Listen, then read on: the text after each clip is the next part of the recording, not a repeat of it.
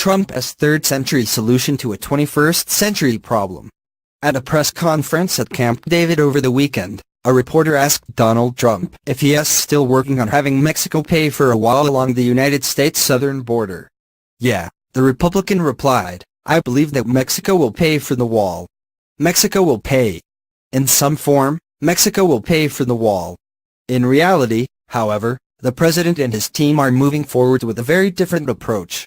The New York Times reports today that Trump world intends to redirect funds, which is to say, our money, not Mexico's, away from effective border policies and toward construction of a wall. The Trump administration would cut or delay funding for border surveillance, radar technology, patrol boats and customs agents in its upcoming spending plan to curb illegal immigration, all proven security measures that officials and experts have said are more effective than building a wall along the Mexican border. President Trump has made the border wall a focus of his campaign against illegal immigration to stop drugs, terrorists and gangs like MS-13 from coming into the United States. Under spending plans submitted last week to Congress, the wall would cost $18 billion over the next 10 years, and be erected along nearly 900 miles of the southern border. The article quoted Representative Will Hurd, R. Texas, a former CIA officer and generally a White House ally, saying, "People that are dealing with this issue know that a third-century solution to a 21st-century problem is not going to fix this long-term." It asked the president, however, who don't seem to understand this basic detail. Given a choice between investing in policies that have proven effective in improving border security and throwing money at a symbol of far-right politics, Trump prefers the latter, even if that means taking money away from effective policies.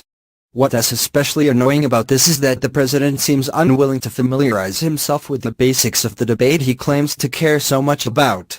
Trump says a wall is necessary to block drugs from entering the United States, which don't make sense. He also says a wall will stop illegal immigration, which is also hard to take seriously, since most undocumented immigrants in the United States are here on overextended visas. And yet, in classic post-policy fashion, Team Trump has adopted a posture of indifference toward the evidence that shows its approach won't work.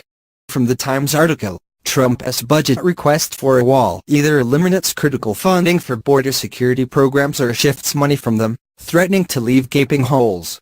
The cuts include money for a remote video surveillance system in the Rio Grande Valley in South Texas, an area known for high numbers of border crossings and drug smuggling.